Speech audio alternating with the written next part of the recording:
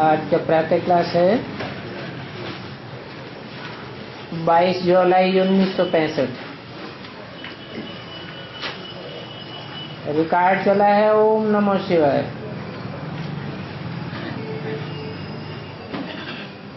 बच्चों को रिफ्रेश होने के लिए ये रिकॉर्ड भी काफी होते हैं, इसलिए यही बात कहते हैं। और तो बहुत ही फर्नीचर आदि घर में लाया जाता है। तुम भी 5-7 रिकॉर्ड घर में रखो। बाल बच्चे पति आदि ये रिकॉर्ड सुने तो भी उनको नशा चढ़ जाएगा। महिमा तो सारी एक बाप की ही है ना, परंतु इस समय उनको कोई जानते नहीं है।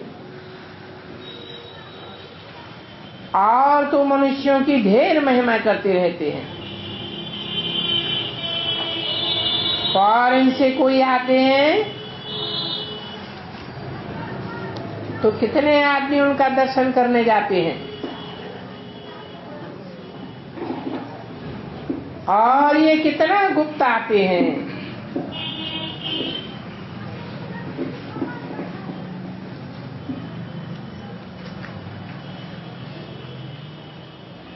इतना गुप्त आते हैं जो बच्चे ही जानते हैं।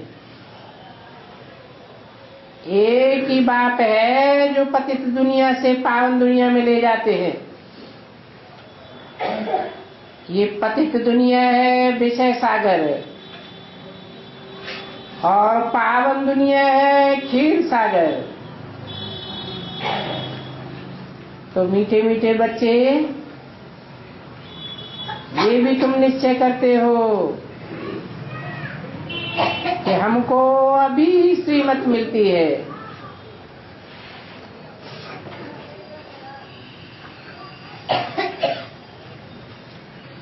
तुम्हारा रूहानी पंडा गीता है।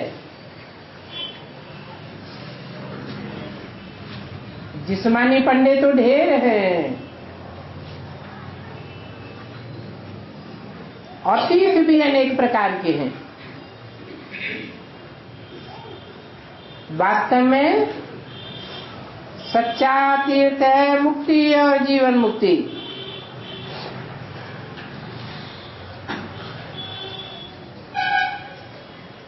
मुक्ति और जीवन मुक्ति को पाने के लिए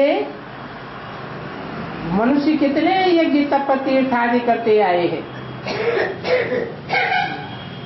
परंतु वो सब झूठे हैं। तुम बच्चों की बुद्धि में ये ज्ञान रहना चाहिए, जिससे खुशी बनी रहेगी। तुम जानते हो जन्म जन्मांतर तुमने कितने तीर्थ आदि किए हैं, परंतु सच्चा तीर्थ तो एक ही है। एक कहो दो कहो, मुक्ति जीवन मुक्ति, और कराने वाला है बाप।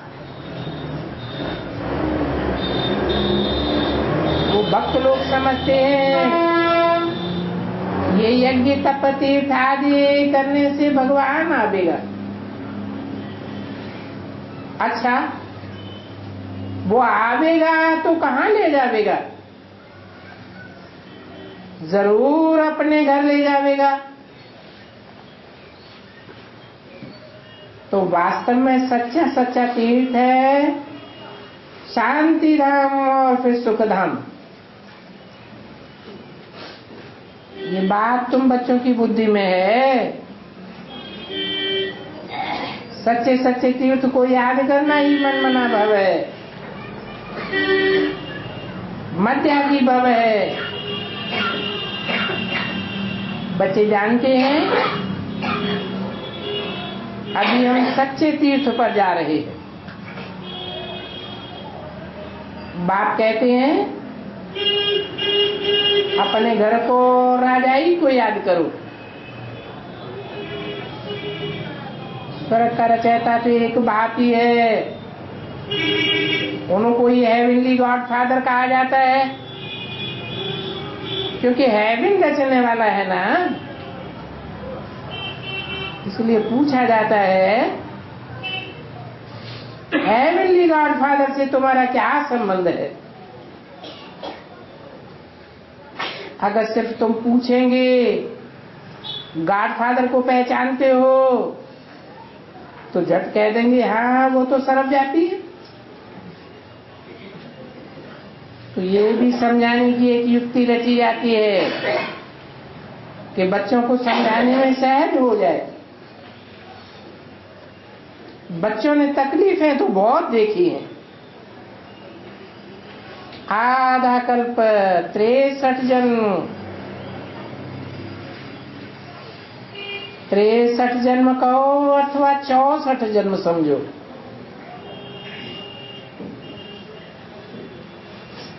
तुम आखिरी मत पर चलते रहते हो। और साथ तो किया जाता है अच्छी प्रारब्ध पाने के लिए, परंतु तुम आप जानते हो हमारी चढ़ती कला हुई नहीं है, और ही गिरते आए हैं। कितना माथा मारते रहते हैं, और भक्ति मार्ग में भी कितनी मेहनत की है, दर दर भटकते हो। बाप जानते हैं बच्चों ने बहुत मेहनत की है, बहुत तकलीफें उठाई हैं। 63 जन्म बहुत धक्के खाए हैं। जैसे सन्यासी लोग कहते हैं इस दुनिया के सुख कागविष्टा समान है, वैसे तुमने जो इतनी मेहनत की, थोड़ा सा अल्पकाल का सुख मिला तो क्या कहेंगे? कागविष्टा समान। समझो किसको साक्षात्कार हुआ, थोड़ा सा सुख मिल गया। अभी तो बाप कहते हैं मेरे से सेकंड में मुक्ति, जीवन मुक्ति ले लो। तुम कहते हो बाबा हमने आधा कल्प धक्के खाए हैं, अभी आप कहते हो सेकंड में वर्षा ले लो। तो बाप कहते हैं हाँ बच्चे तुमने ठोकरें तो बहुत खाई, एकदम जंगल के हुर्रे में जाकर फंसे हो, और वहां हुर्रे में डाकू रहते हैं। इस जंगल में कैसे तुमको लूटने वाले डाकू मिलते हैं? उन डाकुओं में पहला पहला है देह अभिमान, इनके साथ फिर और कितने बड़े बड़े डाकू है। ये आदि मध्य अंत दुख देने वाले नंबर 1 डाकू हैं। परंतु ये बात कोई को पता नहीं। तुम कहते हो ये बड़े से बड़े डाकू हैं,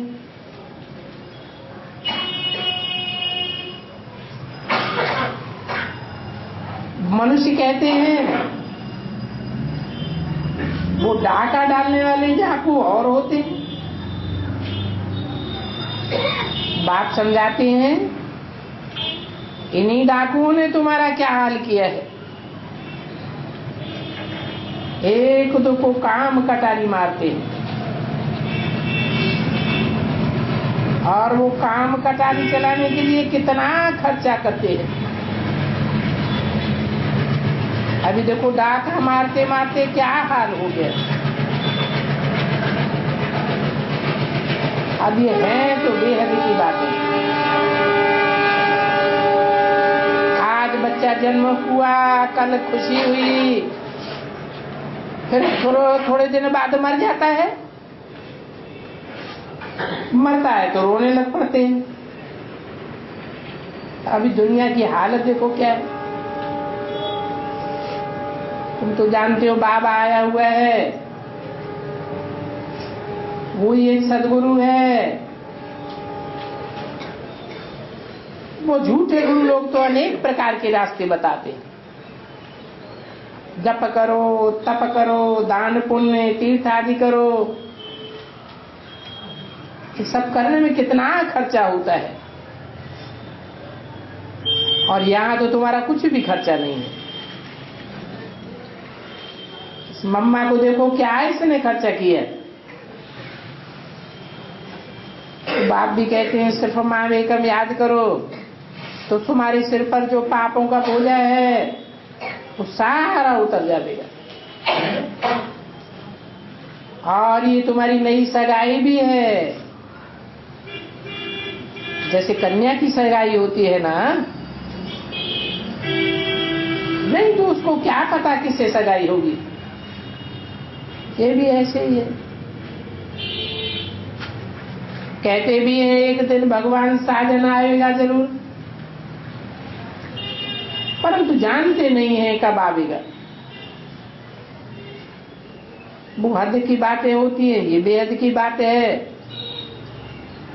कन्या की सगाई होती है तो फिर कितना नशा चढ़ता है, कितनी खुशी होती है। वो तो है अल्पकाल की खुशी, सुख तो नसीब नहीं होता ना। इस बेहद की सगाई से तुम कितना सुखी अनुभव करते हो।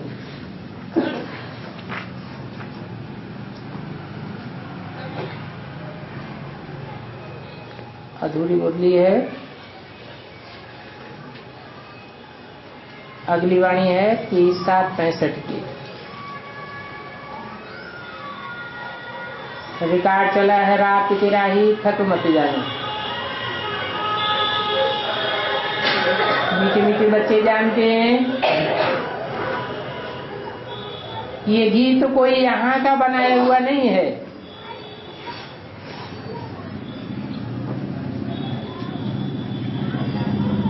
जब तुम गीत सुनते हो तो समझते हो बरोबर बाबा हमारा हाथ पकड़ करके ले चलते हैं। कहते हैं बच्चे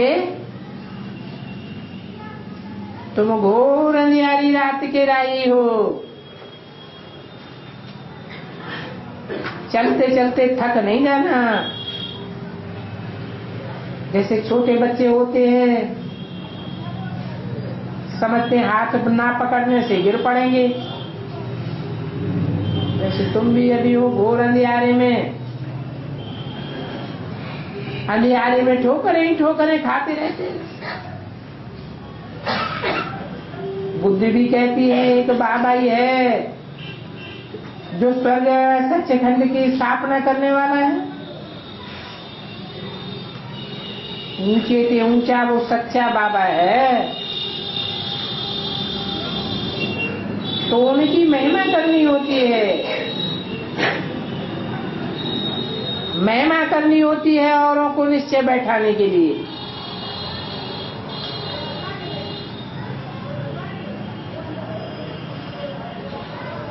सदगुरु की निंदा कराने से तो निश्चय और ही उखड़ जाता है। तुम जानते हो बाबा है स्वर्ग स्थापन कराने वाला, हेवनली गॉडफादर है ना, हेवन की रचना करते हैं, वो ही तुम बच्चों को पढ़ाते हो। तो हेवनली गॉडफादर यानी हेवन स्थापन करने वाला बरोबर हेवन की स्थापना करते हैं। फिर हेवन का मालिक श्री कृष्ण, वो भी हो गया हेवन रचने वाला। फिर भी रचयिता तो एक बाबा ही है, उनको ही याद करना है। उसी वर्षा पाना है अर्थात हेवनली प्रिंस बनना है। और प्रिंस सिर्फ एक तो नहीं होगा ना, सतयुग में 8 डायनेस्टी गिनी जाती है। और ये बात तो तुम्हारी बुद्धि में है। हम बाबा से वर्षा ले रहे हैं, बाबा हेवन का रचयिता है, हम उस बाबा से कल्प कल्प वर्षा लेते हैं।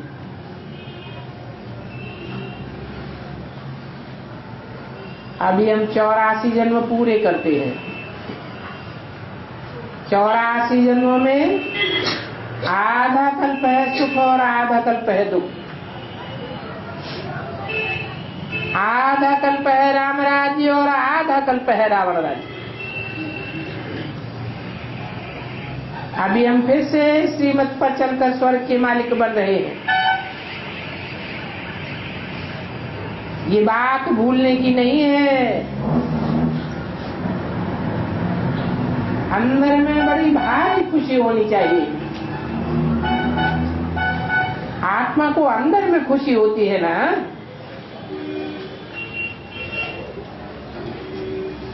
आत्मा की खुशी का, दुख का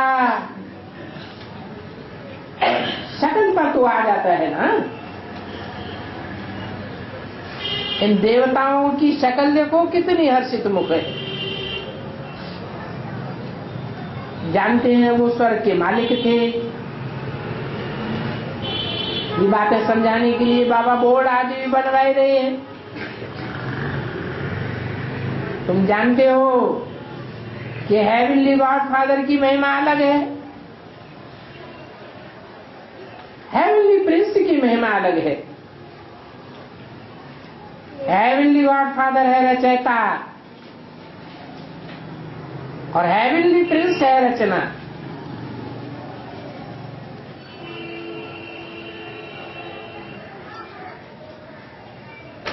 तो कौन हुआ रचयिता?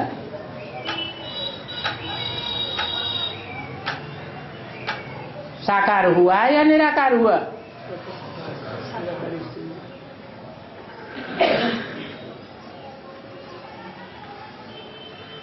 जरूर निराकारी स्टेज वाला है। वो रचयिता एक ही बाप है। तुम बच्चों को समझाने के लिए बाबा युक्ति से लिखते रहते हैं तो मनुष्यों को अच्छी रीति समझ में आ जाए। जिसको परमपिता परमात्मा पतित पावन कहते हैं वो ही बेहद का रचयिता है। और रचेंगे भी जरूर स्वर्ग। सत्युग त्रेता को मनुष्य स्वर्ग समझते हैं। स्वर्ग और नरक आधा आधा हो जाता है। और ये सृष्टि भी बरोबर आधा आधा है, आधी नई और आधी पुरानी। उस जिस्मानी झाड़ की एज कोई फिक्स अप नहीं होती है। और ये तो रूहानी झाड़ है। इनकी आयु बिल्कुल फिक्स है। मनुष्य सृष्टि का झाड़ है ना। इस मनुष्य सृष्टि रूपी वैरायटी झाड़ की आयु पूरी एक्यूरेट है। ऐसी एक्यूरेट आयु और कोई की नहीं होती है, जो 1 सेकंड का भी फर्क नहीं पड़ सकता। और झाड़ भी वैरायटी है।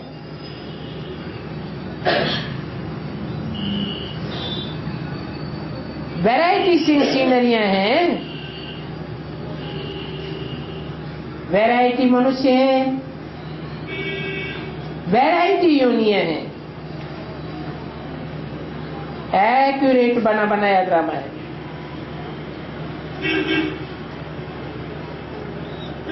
ये खेल 4 भागों में बांटा हुआ है। जगन्नाथपुरी में हंडा चढ़ाते हैं चावल का, तो उसमें पूरे 4 भाग हो जाते हैं। सारे जगत का नाथ है ना। ये सृष्टि भी 4 भागों में बांटी हुई है, इसमें 1 सेकंड भी कम जास्ती नहीं हो सकता। जानते हो, हमको बाप ने 5000 वर्ष पहले भी समझाया था और अभी भी हूबहू वैसे ही समझाए रहे हैं। निश्चय है 5000 वर्ष बाद फिर से हेवनली गॉड फादर, स्वर्ग की स्थापना करने वाला बाप, हमको स्वर्ग की बादशाही प्राप्त कराने के लिए लायक बनाए रहे हैं। बाबा लायक बनाए रहे हैं, रावण नालायक बना देता है। ऐसा नालायक बनाता है जो भारत कौड़ी जैसा बन पड़ता है, और बाबा ऐसा लायक बनाते हैं जो भारत हीरा जैसा बन जाता है। तो हम समझते हैं कि नई दुनिया में भी नंबरवार मर्तबे तो होते ही हैं,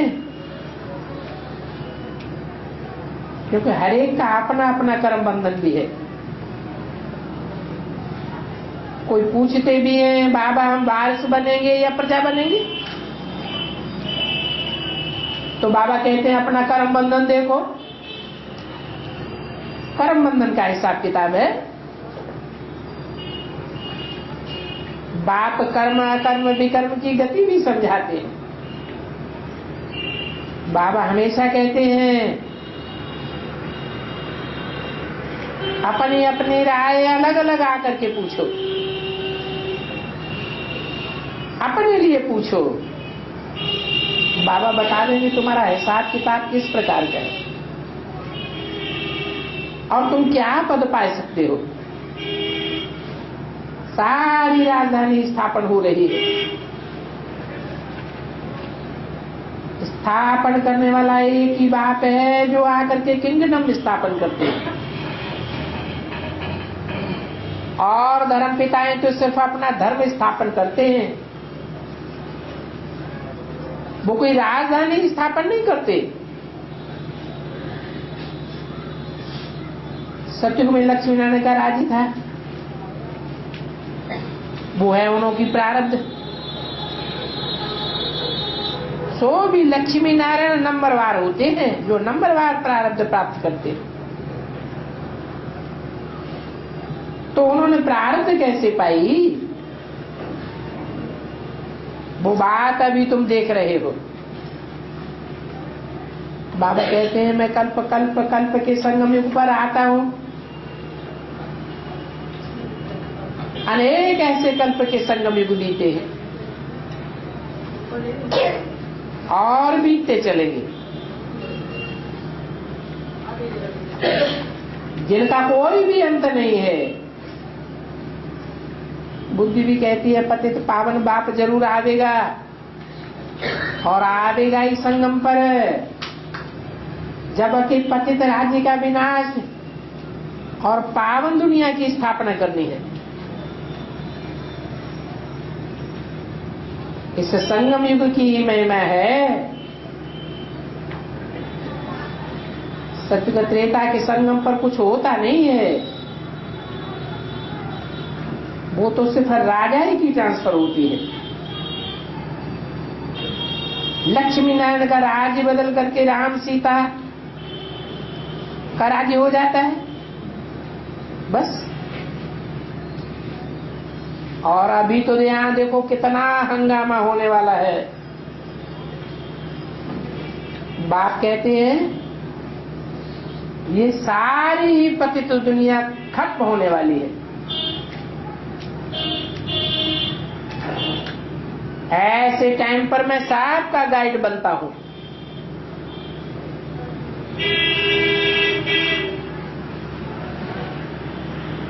कोई का आगे कोई का पीछे, नंबरवार गाइड बनता हूं।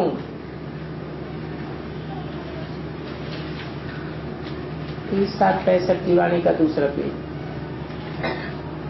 दुख से लिबरेट कर सदैव के लिए सुख शांति में जाना है। तुम जानते हो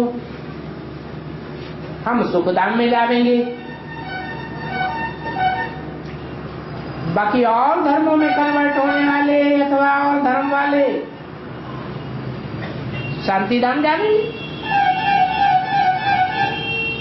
इस समय मनुष्य कहते भी है मन की शांति कैसे मिले,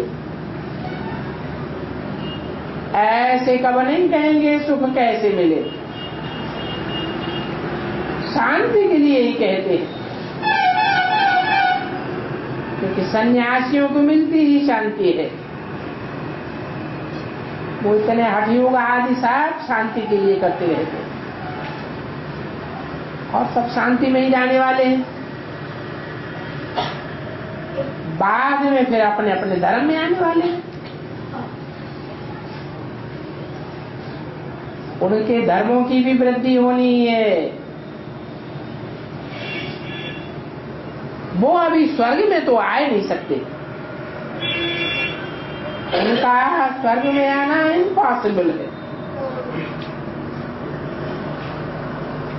तो तुम बच्चों को सारे ड्रामा की नॉलेज है। आधा कल्प है सूर्यवंशी चंद्रवंशी राजधानी, फिर आधा कल्प में और धर्म आते हैं। अभी आदि सनातन देवी देवता धर्म का कोई भी नहीं है।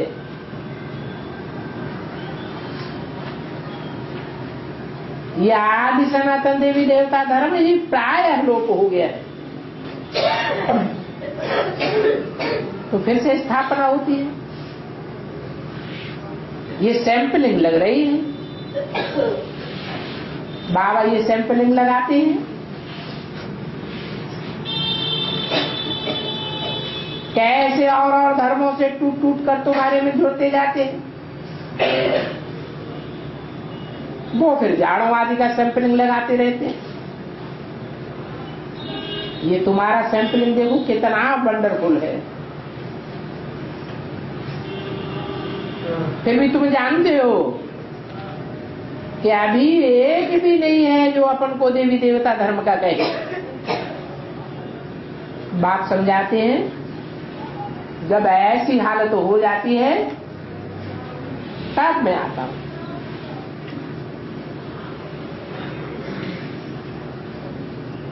और ऐसी नई दुनिया कौन स्थापन करते हैं, उनका नाम भी प्रायः लोप हो जाता है।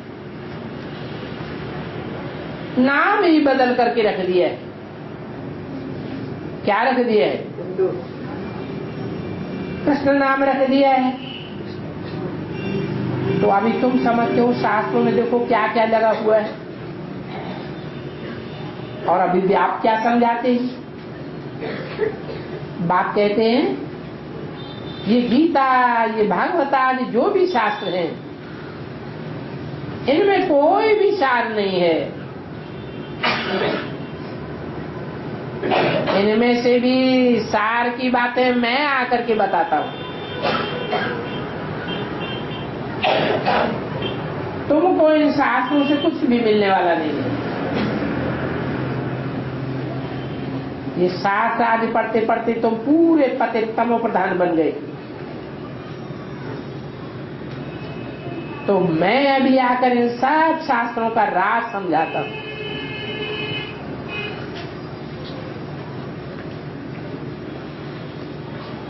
अब तुम जज करो कौन राइट है। इन शास्त्रों का इंटरप्रिटेशन करने वाले राइट हैं या मैं आकर के राइट बताता हूं। रावण तो है ही रंग मत देने वाला। अनेक प्रकार के मनुष्य हैं, अनेक प्रकार की इंटरप्रिटेशन है। इसलिए रॉन्ग और राइटियस इंटरप्रिटेशन कहा जाता है। सब शास्त्र अनराइटियस बन पड़े हैं। एक बात ही है राइटियस, वो सच्चा बाबा है। तो सच्चा बाबा जरूर सच ही बतला देंगे। सचखंड बनाने के लिए सच्चा ज्ञान बताते हैं। ये शास्त्र सब भक्ति मार्ग के हैं। इन शास्त्रों को कितने मनुष्य पढ़ते हैं। लाखों गीता पाठशालाएं, लाखों वेद पाठशालाएं होंगी, परंतु पढ़ने वालों का अहम ऑब्जेक्ट कुछ भी नहीं है। जन्म जन्मांतर से पढ़ते ही आए हैं। आखिर इन कोई तो अहम ऑब्जेक्ट होनी चाहिए। पाठशाला की तो अहम ऑब्जेक्ट चाहिए।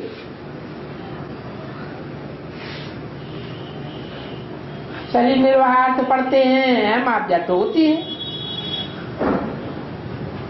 वो जो कुछ पढ़ते हैं, सुनाते हैं, उससे उनका शरीर निर्वाह चलता है। बाकी ऐसे नहीं कि मुक्ति, जीवन मुक्ति कोई पा सकते हैं अथवा कोई भगवान को पा लेते हैं। नहीं, वो उससे भक्ति करते हैं भगवान को पाने के लिए। भक्ति मार्ग में साक्षात्कार भी हो जाता है। साक्षात्कार हुआ तो समझते हैं बस हमने भगवान को पा लिया, और उस साक्षात्कार में ही खुश हो जाते हैं।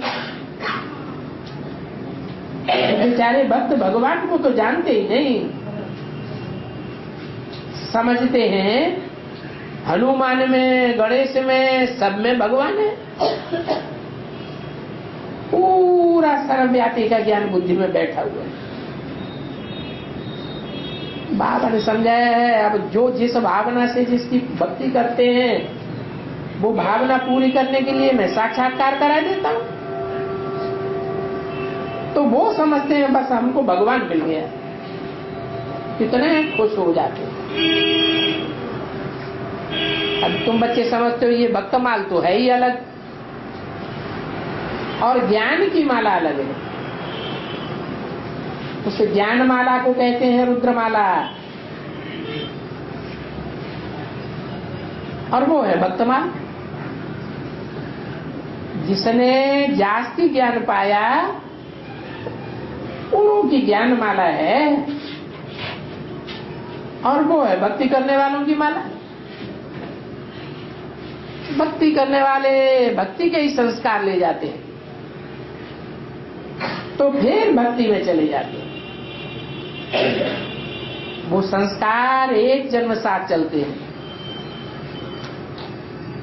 ऐसे नहीं दूसरे जन्म में भी होंगे, नहीं। और तुम्हारे ये ज्ञान के संस्कार तो अविनाशी बन जाते हैं, जन्म जन्म के लिए बन जाते हैं।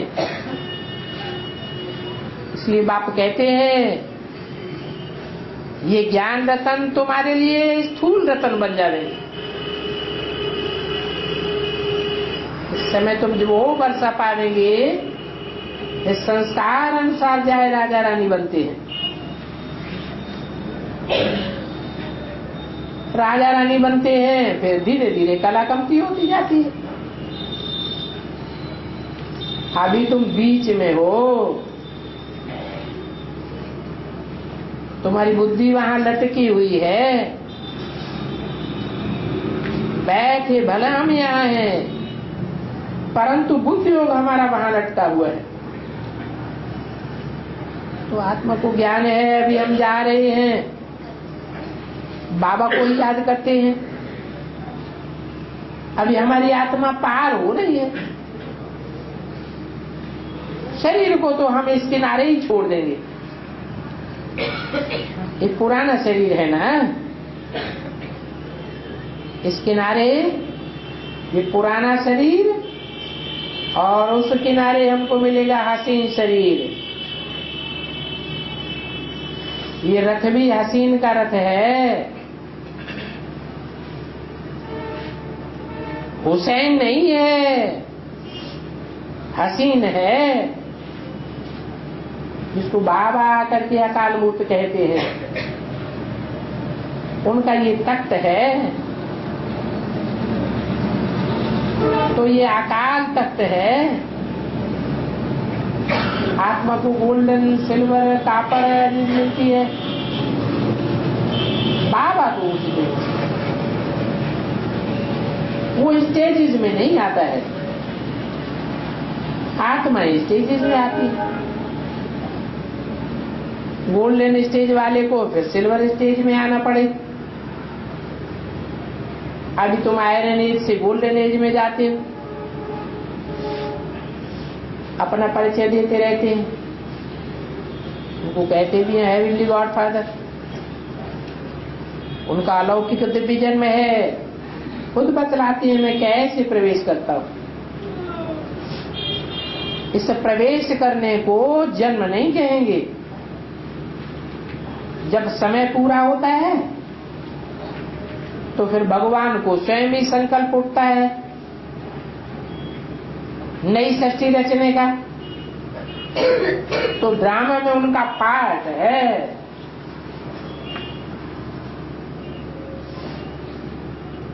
परमपिता परमात्मा इस ड्रामा में अधीन है। तो कहते हैं मैं भी ड्रामा के बंधन में बांधा हुआ। 37-65 की वाणी का तीसरा पीठ। कहते हैं मेरा पार्ट है भक्ति का फल देना, क्योंकि परमपिता परमात्मा को सुख देने वाला ही कहा जाता है। भक्ति में भी सुख देते हैं तो ज्ञान में भी सुख देते हैं। भक्ति मार्ग में है अल्पकाल का सुख। जो ऐसा अच्छा कर्तव्य करते हैं तो अल्पकाल के लिए उनका रिटर्न मिल जाता है भक्ति मार्ग में। तुम तो सबसे अच्छा कर्तव्य करते हो, सबको बाप का परिचय देते रहते हो। अभी देखो रखड़ी का त्योहार आता है तो इस पर भी समझाना पड़े। रखड़ी है ही पतित को पावन बनाने की प्रतिज्ञा करने के लिए, अपवित्र को पवित्र बनाने का है रक्षाबंधन। तो तुमको पहले परिचय देना है पतित पावन बाप का। जब तक वो बाप ब्राह्मण वेश में ना आवे तब तक मनुष्य पावन न बन सके। पहले रखड़ी बंधन मानते थे ब्राह्मण, अभी ब्राह्मण उतना नहीं बांधते हैं। ये रस्म संगम युग से चलती है। तुम जानते हो एक बाप के सिवाय तो कोई पावन बना ही नहीं सकता।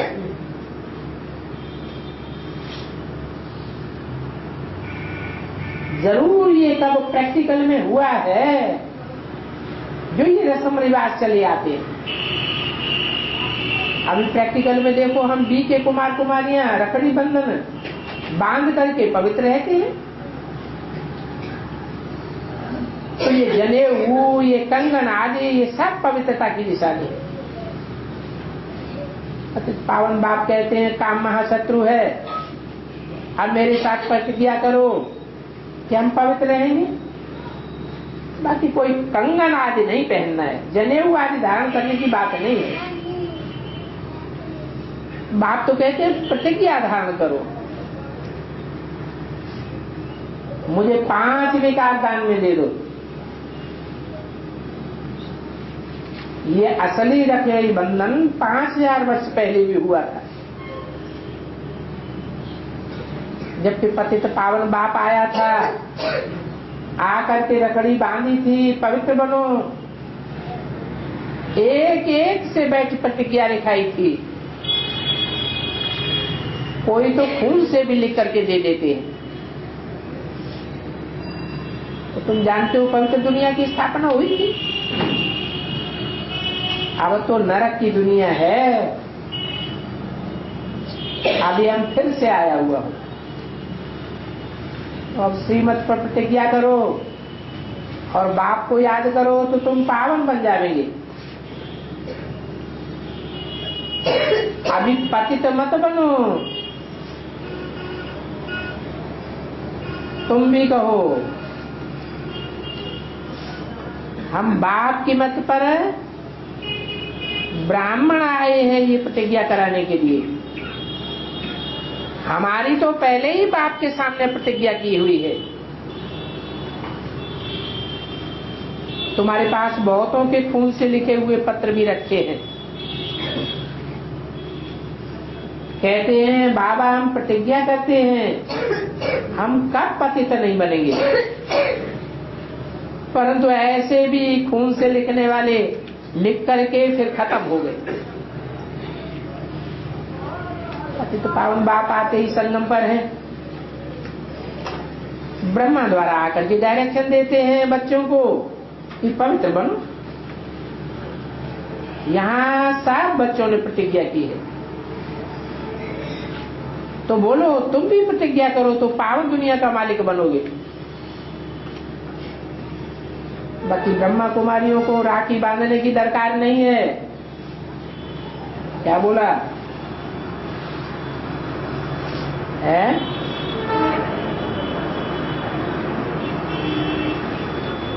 राखड़ी कौन बांधते थे पहले भक्ति मार्ग में? ब्राह्मण बांधते। बाद में क्या हुआ? बहनें भाइयों को बांधने लगी। रस्म रिवाज कहाँ की बदली? संगम युग में ये रस्म रिवाज बदल पड़ती है। बाप कहते हैं मैं रखड़ी बंधन बांधता हूँ। ब्रह्मा कुमारियों को राखी बांधने की दरकार नहीं है। भाई और बहन दूसरों को बांधते हैं कि पावन बनने की प्रतिज्ञा करो, तब ही बाप से वर्षा मिलता है, पर बेहद का वर्षा मिलता है। तुम पवित्र ब्राह्मण बनो तो फिर देवता बन जाएंगी। हम ब्राह्मणों की तो पहले ही प्रतिज्ञा की हुई है बाप के सामने। वो प्रतिज्ञा पत्रों की एल्बम भी दिखानी चाहिए। ये रखड़ी बंधन की रस्म कब शुरू हुई थी? अभी संगम पर शुरू हुई है। ये पवित्रता की प्रतिज्ञा की हुई है, जो फिर 21 जन्म तुम पवित्र रहते हो। अभी बाप कहते हैं मां में एकम याद करो। ऐसी ऐसी पॉइंट से निकाल पहले से भाषण बनाना चाहिए, बताना चाहिए ये रखड़ी बंधन की रस्म कब से शुरू हुई है। 5000 वर्ष पहले की बात है। कृष्ण जन्माष्टमी भी 5000 वर्ष पहले की बात है। बाकी कृष्ण के चरित्र कुछ नहीं है। वो कृष्ण तो सतयुग का छोटा सा बच्चा है।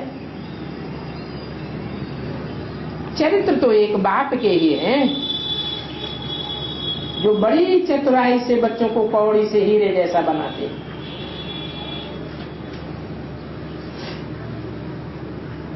बलिहारी उसे एक बाप की है। और कोई का बर्थडे मनाना कोई काम का नहीं है। बर्थडे एक ही परमपिता परमात्मा का मनाना चाहिए बस। मनुष्य तो कुछ भी नहीं जानते। कह देते हैं कण कण में भगवान है, तो कण कण का बर्थडे मनाओ। फिर कह देते हैं नाम रूप से न्यारा है। तो कितना फर्क हो जाता है। तुमको ये बातें समझानी पड़े। बोलो कृष्ण तो गीता का भगवान है ही नहीं। भगवान कहते हैं मैं कल्प के संगम युग पर आता हूं, बीच में आकर के क्या करूंगा। बाकी ऐसे नहीं है कि कृष्ण कोई रात के 12 बजे जन्म लेंगे। नहीं, कृष्ण का जन्म कब होता है? रात के 12 बजे होता है या अमृत वेले होता है? कब होता है? सूर्य निकलने से थोड़ा पहले होता है। गायन तो एक का ही है, दो का गायन नहीं है। तो सच्ची सच्ची बात ये है, तो फिर कृष्ण की जयंती की तो दरकार ही नहीं है। और तुम ये जानते हो कि शिव बाबा ना आए तो कृष्ण का जन्म कैसे हो?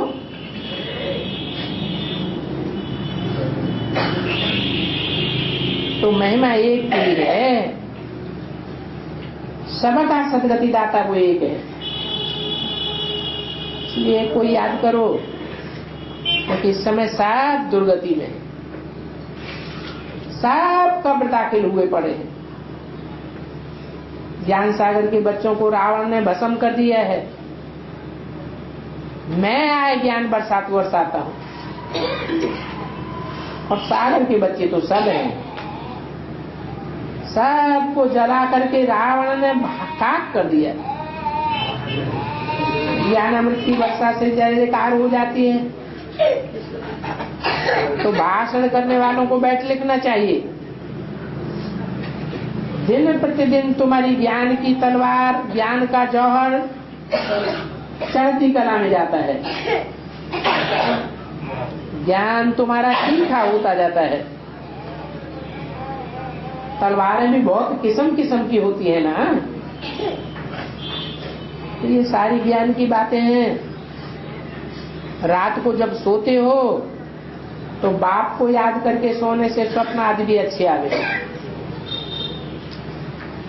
फिर उठते ही बाबा को याद करने की टेव पड़ जाएगी।